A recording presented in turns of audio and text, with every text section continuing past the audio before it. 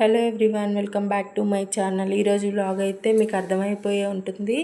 Thumbnail చూస్తే ఇంకా మా వాళ్ళు ముగ్గురు బయటికి వెళ్ళిపోతున్నారు. వాళ్ళు వచ్చేలోపు నేనైతే వర్క్ కంప్లీట్ చేసుకోవాలి. సో దానికోసం అయితే ఇంకా ఫస్ట్ వంటకు కావాల్సినవి తీసుకొని నేను కట్ చేసుకుంటున్నాను. ఈ స్వీట్ కార్న్ అయితే తీసుకున్నాను. ఇంకా వాటిని నేను గింజలన్నిటిని తీసుకొని ఒక బాక్స్లో పెట్టుకున్నాను మా వాడి స్నాక్స్ కోసం. ఇంకా వెజిటేబుల్స్లో దోసకాయ అయితే ఈరోజు వండుతున్నాను. ఇంకా అవి కట్ చేసుకొని పక్కన పెట్టేసుకొని ఫస్ట్ మార్నింగ్ బ్రేక్ఫాస్ట్ చేసిన గిన్నెలన్నిటిని క్లీన్ చేసుకుంటున్నాను. అప్పుడే చేసేస్తాను మ్యాక్సిమం, ఎందుకంటే ఎక్కువ అయితే క్లీన్ చేయడం కష్టం అనిపిస్తుంది. అందుకోసమనే మోస్ట్లీ వెంటనే చేసేసుకుంటాను నీట్గా. ఈ చిన్నపిల్లలు ఉన్నారు కాబట్టి ఊకే వాటర్ తాగుతుంటారు, ఇంకా స్పూన్స్ అని అన్నిటినీ వాడేస్తుంటారు. సో నాకైతే ఎక్కువగానే అంట్లు ఉంటాయి. ఇంకా అన్నిటినీ నీట్గా కడిగేసుకొని ఓ పక్కన పెట్టేసుకొని ఫుడ్ అయితే ప్రిపేర్ చేస్తున్నా. ఇంకా రైస్ అయితే ఆఫ్టర్నూన్ కోసం కడిగి పెడుతున్నా. రైస్ కడిగి పెట్టేసి రైస్ కుక్కర్లో వేస్తే రైస్ అయితే రెడీ అవుతుంది. ఇంకా రైస్ని నేను పెద్దగా వండాల్సిన పని ఏం లేదు, మాకు రైస్ కుక్కరే అలవాటు ఫస్ట్ నుంచి. ఇంకా బయట అయితే చల్లగా వర్షం పడుతుంది. మా వాళ్ళు అయితే తిరిగి వచ్చేసారు ఇంటికి. రాగానే వాళ్ళకి ఏమైనా తినాలనిపిస్తుందంటే నన్ను చేయమంటే నేను ఏం చేయను, నాకు పని ఉంది అని చెప్పా. ఇంకా వాళ్ళ డాడీయే వాళ్ళ కోసం అయితే చిప్స్ ఏంపుతున్నారు. ఇంకా వాళ్ళు చిప్స్ తినడానికైతే రెడీగా వెయిట్ చేస్తున్నారు. నేనేమో వాళ్ళు ఎప్పుడు ఇటు వస్తారా కర్రీ చేద్దామా అని నేను చూస్తున్నా. ఇంకా వాళ్ళ పని చేసుకొని వాళ్ళు ఇటు రాగానే నేను దోసకాయ కర్రీ అయితే చేసుకున్నాను ఆఫ్టర్నూన్కి.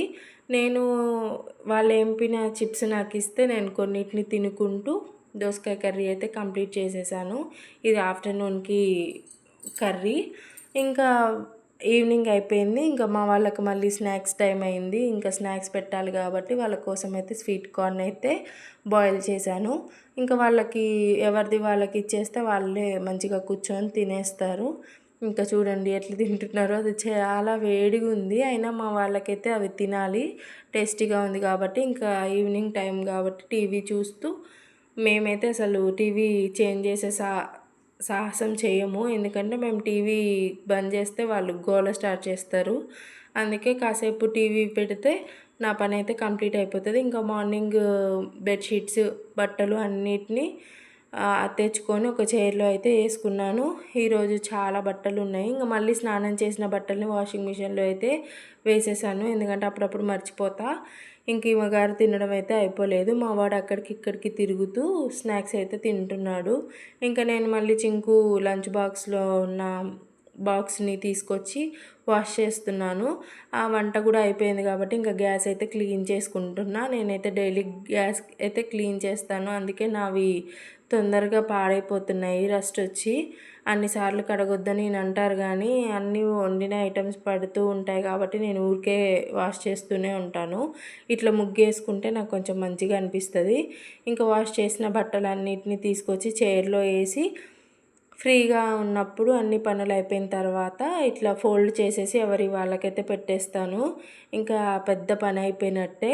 ఇంక ఇప్పుడు ఇట్లున్న హాల్ని బెడ్రూమ్ని నీట్గా చేయాలి. వీళ్ళు చూడండి ఇంటి దగ్గర ఉంటే ఇల్లు ఎంత గందరగోళం చేసేస్తారో.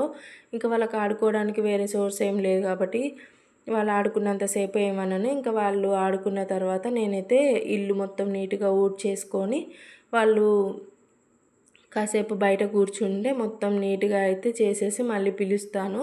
ఇంకా వాళ్ళు వచ్చి మళ్ళీ ఆట అయితే స్టార్ట్ చేస్తారు. ఇదే ఉంటుంది డైలీ పని, కానీ తప్పదు. మామ్ ఆఫ్ 2 కిడ్స్కి ఎంత పని ఉంటుందో నాకు తెలుసు. ఇంకా ఫ్లోర్ అయితే డైలీ ఒక్కసారి అయితే క్లీన్ చేస్తాను, ఎందుకంటే చిన్నపిల్లలు ఉన్నారు కాబట్టి క్లీన్ చేసుకుంటే నీట్గా ఉంటుంది. ఇంకా నేను క్లీన్ చేసిన తర్వాత అయితే ఎక్కడికక్కడ పెట్టుకుంటే నాకైతే చాలా నీట్గా అనిపిస్తుంది. ఇంకా వర్క్ అంతా కంప్లీట్ చేసేసుకొని మా సార్కి సేఫ్టీ షూస్ కావాలి, కొత్త జాబ్లో జాయిన్ అయ్యారు కాబట్టి ఇంకా బయటికి అయితే వెళ్ళి షూస్ అయితే తీసుకున్నాము. మా బాబు చూడండి వాళ్ళ డాడీకి ఎలా హెల్ప్